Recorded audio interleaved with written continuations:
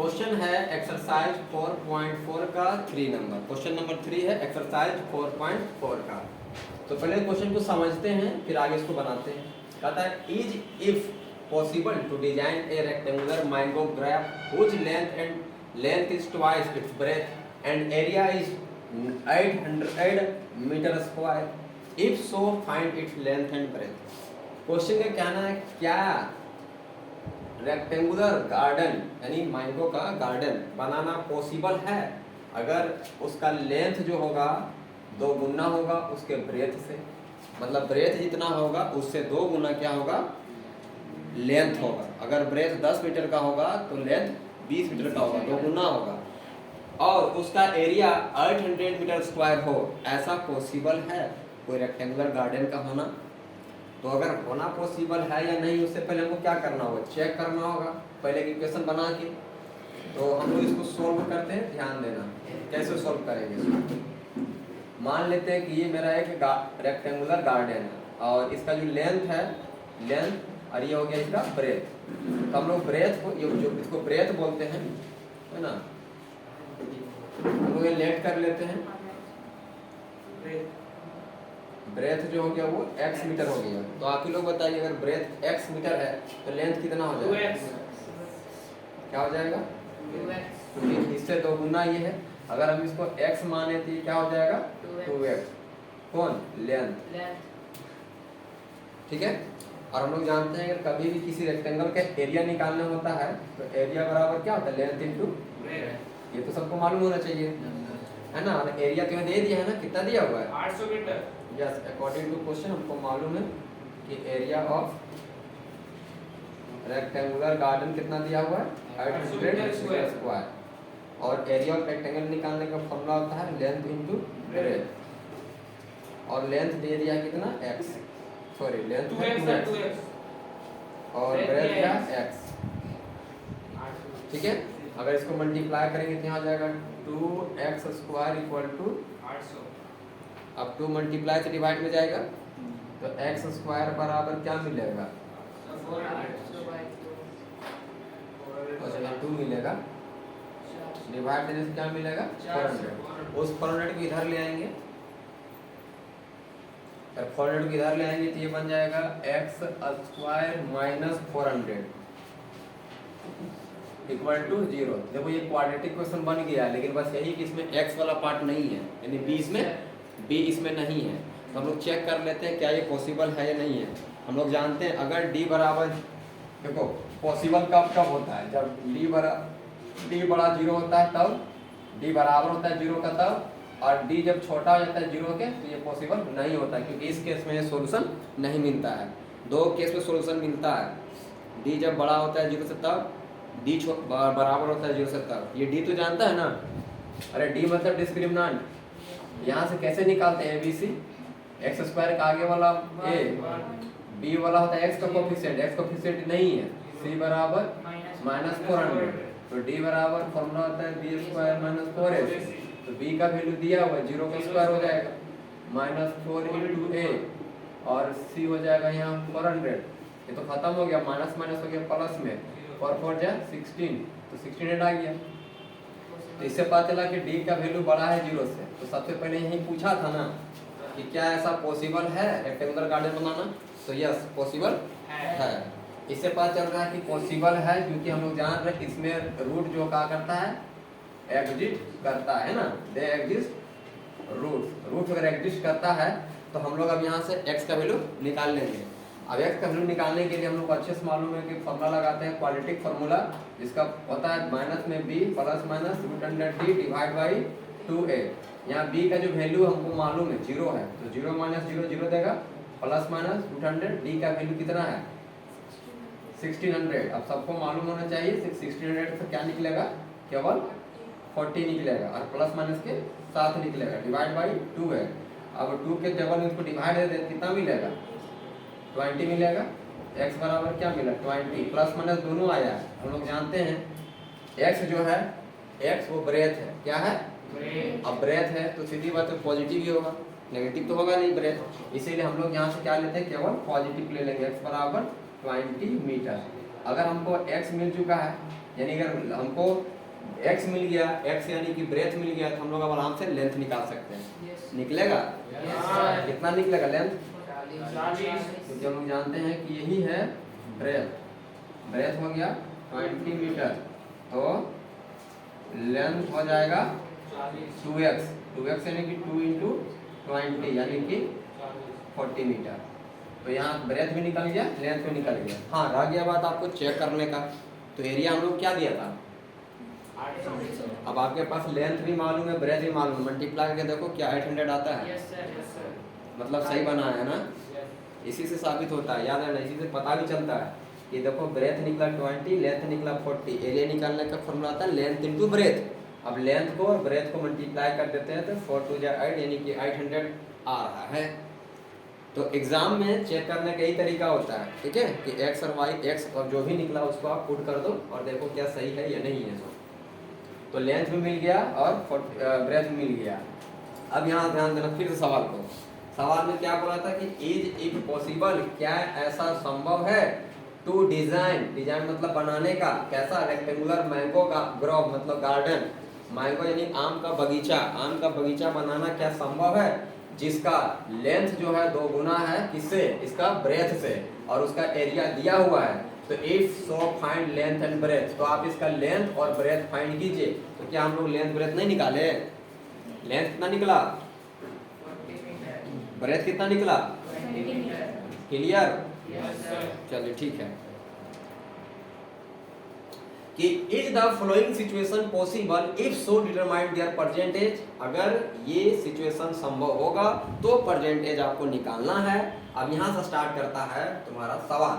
कहता है कि the sum of the age of 2 friends, 2 friends का एज का सम जो है वो 20 इयर्स है। इस बात को समझना है, 2 फ्रेंड्स का एज का सम 20 है, तो भाई कम अधिक भी हो सकता है या फिर सेम सेम भी हो सकता है। एक का 10 तो दूसरा का 10, ताकि 10 10 20 हो गया।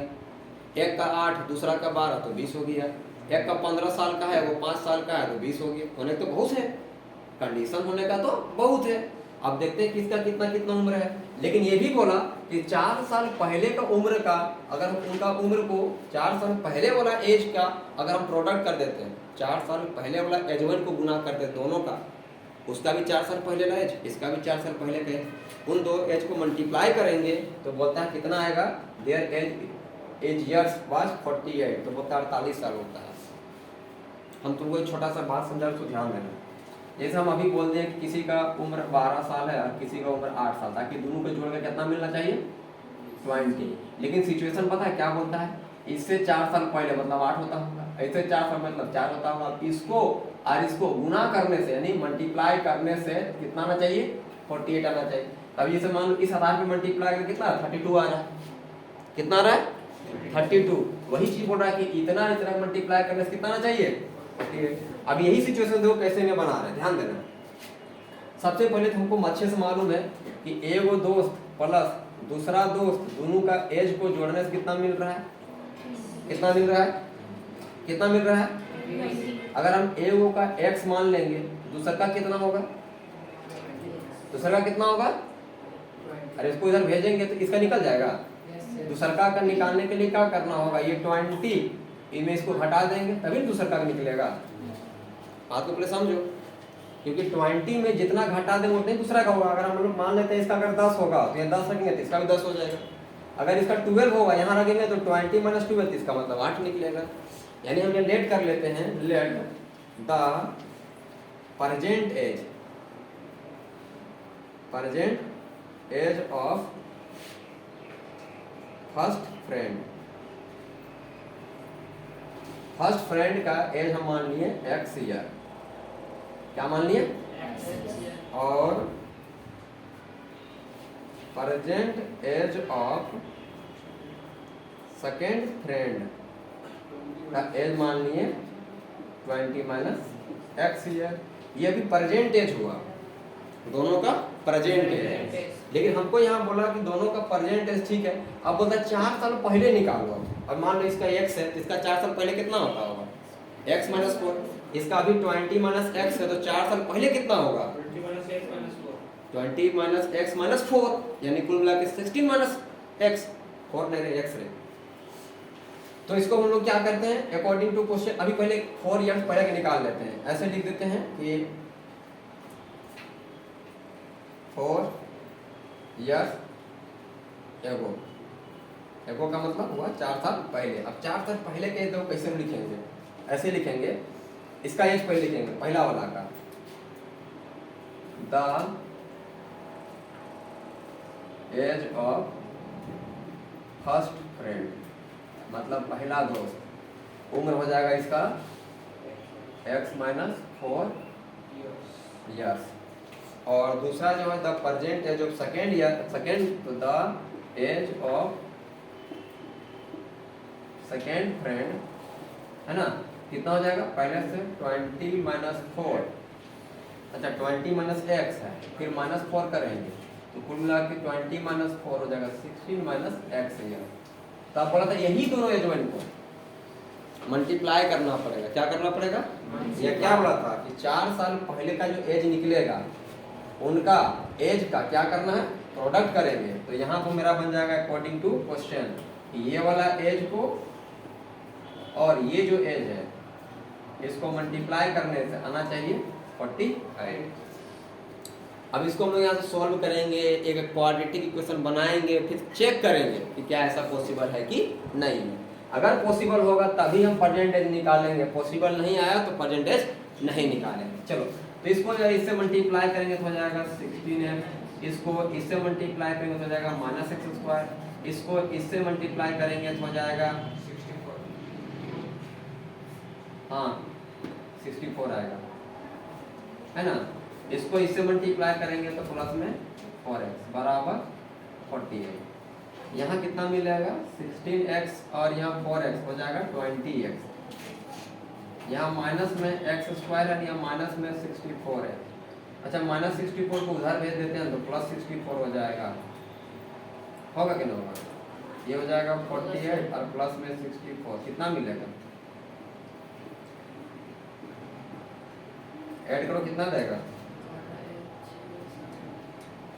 ठीक है बताओ। इस एक्स स्क्वायर को उधर भेजो ताकि प्लस में आ जाएगा एक्स स्क्वायर, इसको भी उधर भेजो आ जाएगा माइनस में 20, इधर से पहले से ये तुम्हारा 1 1 2 है, इधर कुछ नहीं बचा है तो बन गया 0। अब ये क्वाड्रेटिक इक्वेशन बन गया तो यहाँ से हम a निकाल लेंगे 1, b निकाल लेंगे -20, c निकाल लेंगे 1 1 2।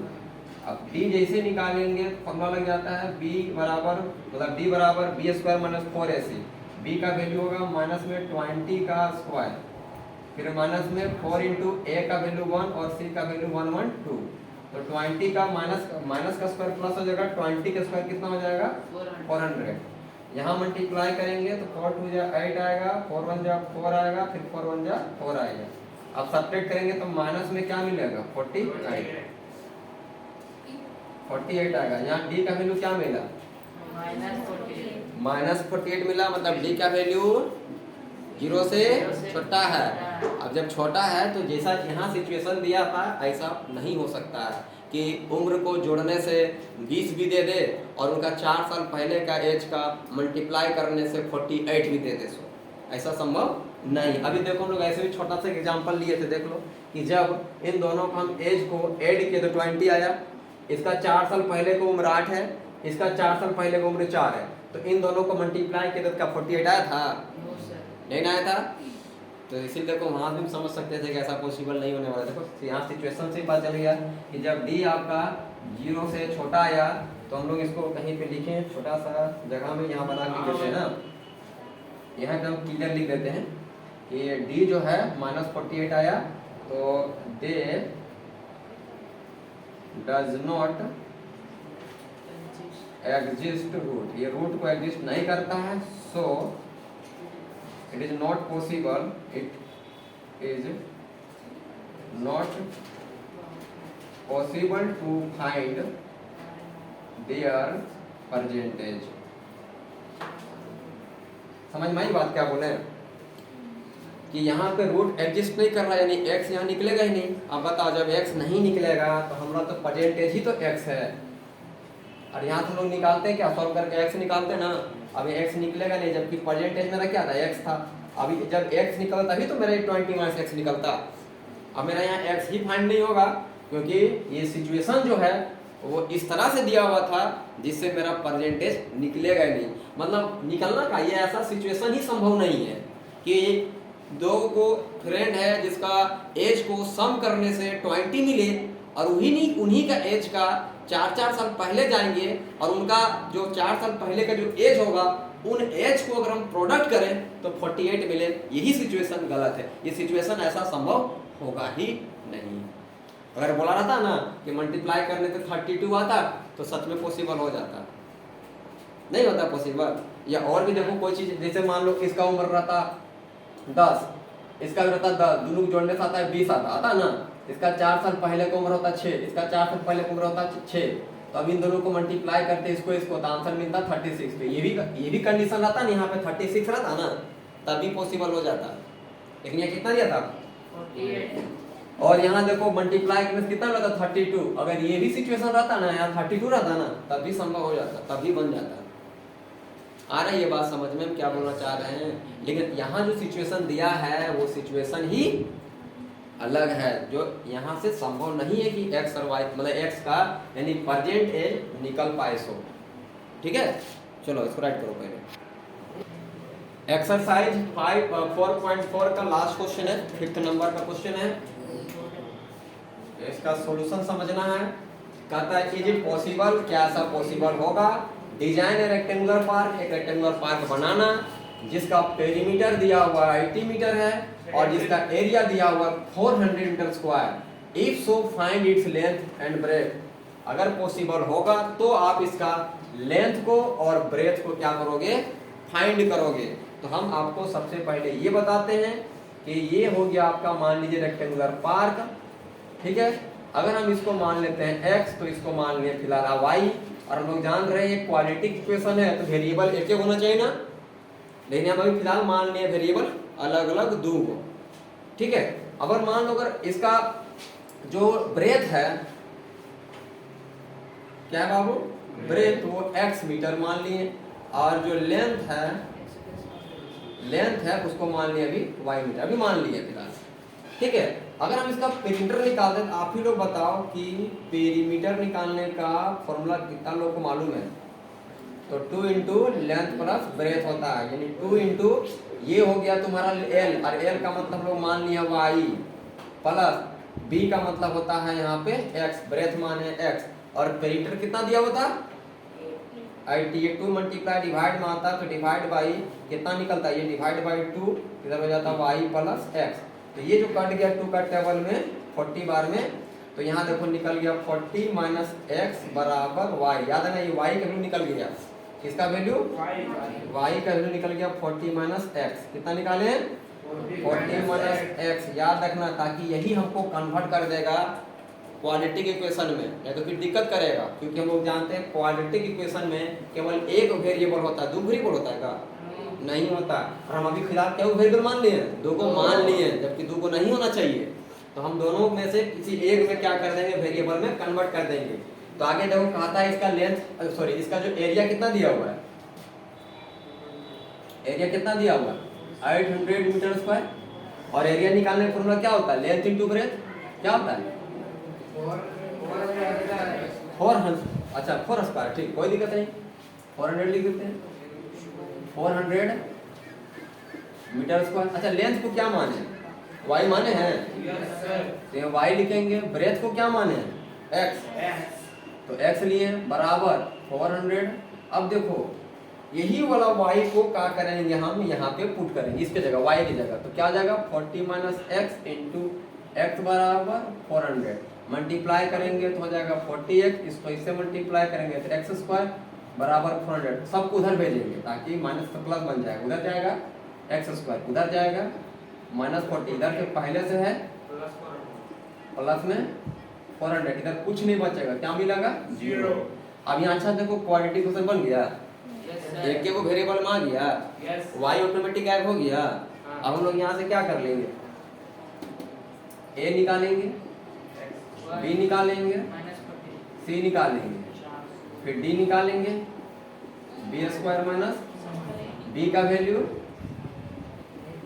4 का वैल्यू 1 और फिर यहाँ से 400, ये 4 का स्क्वायर होता है 1600 माइनस का था प्लस 4 4 जा कितना हो गया माइनस में 1600 बराबर क्या मिला 0। देखो 0 बराबर हो गया ना। इस केस में भी हम क्या बताए थे पॉसिबल है, याद रखना, क्योंकि हमको मालूम है इस केस में बताया गया था कि there are exist root, real root है ना, एग्जिस्ट करता है रियल रूट का, मतलब यहाँ पे हम लोग कह सकते हैं it is possible to find length and breadth. याद रखना लेंथ और ब्रेथ फाइंड करना यहाँ पे हम लोग क्या है पॉसिबल है। तो अब कैसे फाइंड करेंगे, तो क्वाड्रेटिक फॉर्मूला का इस्तेमाल करेंगे, x बराबर minus b plus minus root under D divide by 2a। एक बात आपको अच्छे से बता दे कि जब d बराबर 0 आता है तो दो रियल रूट्स निकलता है, दोनों इक्वल आता है। जब d बड़ा होता है 0 से तो दो रियल रूट्स निकलता है और दोनों क्या होता है अलग अलग होता है, लेकिन इसमें दोनों क्या मिलेगा सेम। अब देखो कैसे बताते हैं, b अपन जगह में माइनस हो गया और b का वैल्यू कितना था -40, तो -40 हो गया प्लस माइनस ये d का वैल्यू कितना निकला 0, तो खत्म हो गया अपने आप में, यहाँ 2 × 1 ये माइनस माइनस हो गया प्लस, तो 40 डिवाइड बाई 2 काट दिए कितना निकला 20, तो x बराबर कितना निकला 20। अब दो लिखे ना लिखे क्या फायदा, x भी 20 फिर और x 20 लिखे, इसीलिए मैं क्यों क्या लिखा भी 20। अब देखो जब x लिखे हैं 20 तब y कैसे निकलेगा, इसमें पुट करके इक्वेशन फर्स्ट में, जैसे यहाँ x अगर देंगे 20 तो ऑटोमेटिक y निकल जाएगा। नाउ 1 बिकम y बराबर क्या था 40 माइनस x, यानी हो गया 40 माइनस 20, यानी y निकला कितना 20 मीटर, मतलब दोनों सेम आया ना। मतलब एक प्रकार का रेक्टेंगल नहीं है तब, जिसका लेंथ भी 40 निकला, ब्रेथ तो 20 निकला, ब्रेथ भी 20 निकला, तो ये लोग बताओ ना क्या हुआ, ये स्क्वायर हो गया ना। तो फाइनली हमको देखो दो चीज मिल गया, लेंथ मिला 20 मीटर, ब्रेथ मिला 20 मीटर, यही हो गया हम लोग का आंसर। अब आ गया बात कि एग्जाम में हम कैसे इसको चेक करेंगे कि सही है गलत है, तो वापस क्वेश्चन में आ जाना। क्या बोला था क्वेश्चन में कि पेरीमीटर 80 होना चाहिए। अब तुम ये दोनों का पेरीमीटर निकालो, 80 आ रहा है चेक कर लो। पेरीमीटर निकालने का फॉर्मूला तुम लोग सबको मालूम है, अब क्या बाबू नहीं जानते हैं बहुत गलत बात है, 2 × लेंथ प्लस ब्रेथ, ये मालूम है ना फॉर्मूला।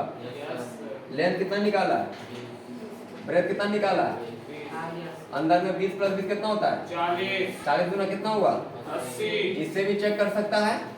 और एक और तरीका यहाँ देखो, कहता है एंड एरिया 400, एरिया निकालने का फॉर्मूला क्या होता है एरिया निकालने का फॉर्मूला लेंथ कितना निकाला है 20, ब्रेथ कितना निकाला है, मल्टीप्लाई करेंगे तो 400 यहाँ था। बात समझ में आ गया। अगर एग्जाम में बनाने के बाद तो ये तो बहुत जरूरी होगा ना कि चेक करना कि सही है गलत बनाए, नहीं तो 3 नंबर 4 नंबर ऐसे बर्बाद हो जाएगा। तो उससे बढ़िया पहले आप कितना टाइम लगेगा चेक करने में, सेकंडों का तो काम है। जो यहाँ दिया उसी में तो चेक करना, बोला था पेरीमीटर 80 होगा तो पेरीमीटर का फॉर्मूला में पुट कर दिए, बोला एरिया 400 होगा एरिया में पुट कर दिए, दोनों में देखो सेम सेम इधर को दिख गया ना, इसका मतलब है कि सही है। ठीक है, तो ये सब कॉन्सेप्ट को दिमाग में रखेगा कि d अगर बराबर होता है 0 से तो क्या होता है, d बड़ा होता है 0 से तब क्या होता है, किसमें पॉसिबल है किसमें पॉसिबल नहीं है। ठीक है, केवल एक कंडीशन में पॉसिबल नहीं है, बाकी 2 कंडीशन में पॉसिबल है। चलो इसको लिखो।